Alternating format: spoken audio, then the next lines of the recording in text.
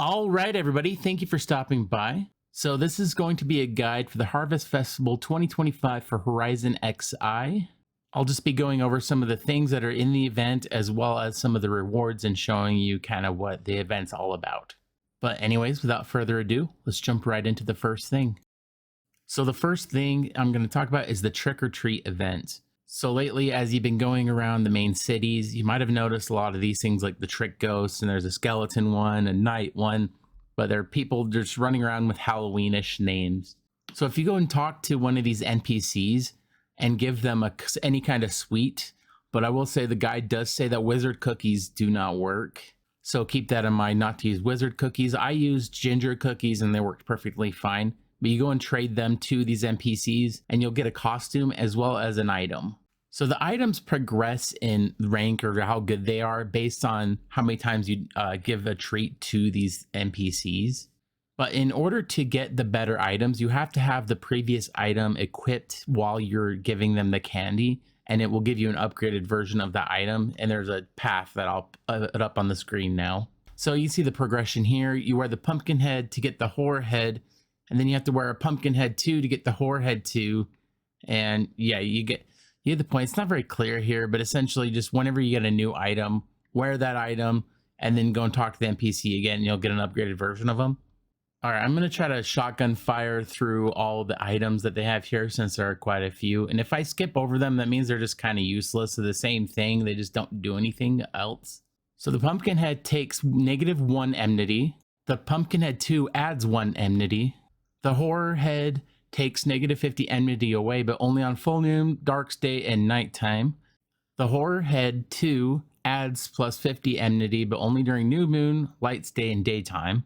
So I'm only adding the pitchfork +1 because the just normal pitchfork is just a weapon that does 1 damage and it's pretty much useless. But it gives you 12% movement speed when you are wearing a costume. So I mean, that'll be nice during events, but that's about it. So the treat staff is a little more complicated, so I'm going to read it from the guide. It says, only active during the Harvest Festival, new moon, or full moon, and your TP has to be under 1,000.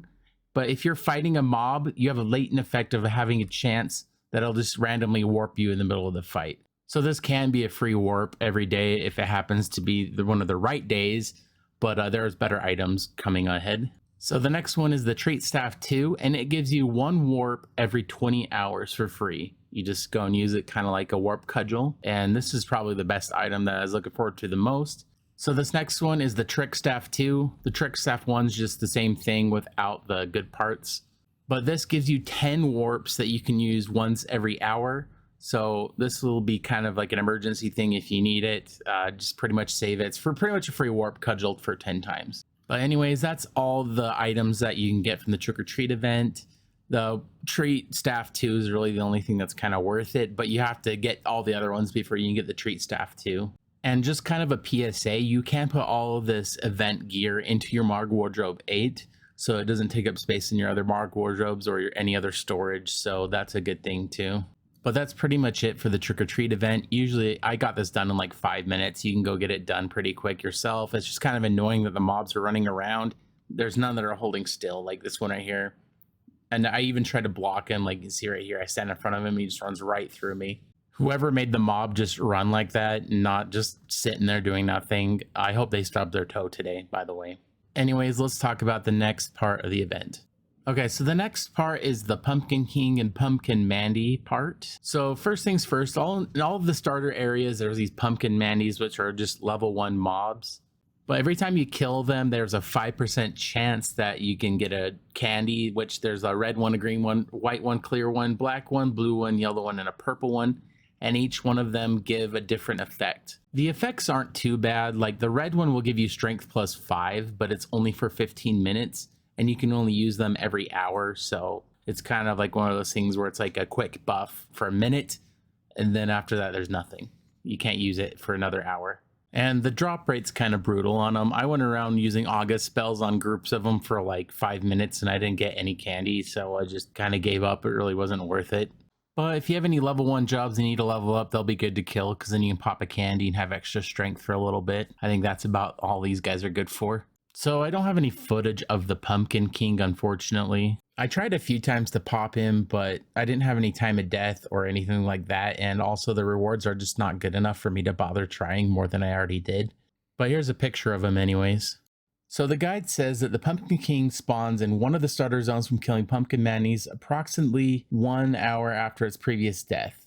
So it used to die all the time back in previous events because it used to give you 1500 XP every 12 hours when you'd kill him. But they got rid of that and they said it was for lag. But I think it was just because that was kind of OP. So as it stands, the Pumpkin King only gives, after one kill, it gives this eerie cloak, which is just cosmetic. It's just +2 defense, doesn't do anything. And after 5 kills, you get the Goblin suit, which is just cosmetic as well. So if you like cosmetics, go ahead and go get them, I guess. The guide does say that there's a chance they'll turn the XP back on, but they said the same thing last year as well, and they never did, so yeah. So when I finished the video, I was going and looking at the guide just to make sure I didn't miss anything. It did say there was a rewards Moogle, so I came down to Baruta, and I killed a bunch of these Mantigoras with my Thief. I killed them for about 10 minutes, and I got 0 candy with Thief. So yeah, that's a good idea of what the drop rates are like. But I went over and talked to the rewards Moogle, and he wouldn't talk to me. So yeah, I'm going to proceed under the assumption that only those 2 things are the rewards. And I also tried to pop the Pumpkin King and gave up on that.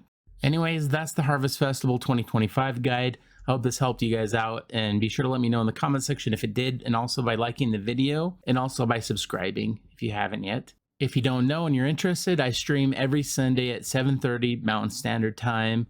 It's a pretty chill stream, so come and stop by if you have the time. Anyways, thank you guys for stopping by, and we'll see you next time. Thank you.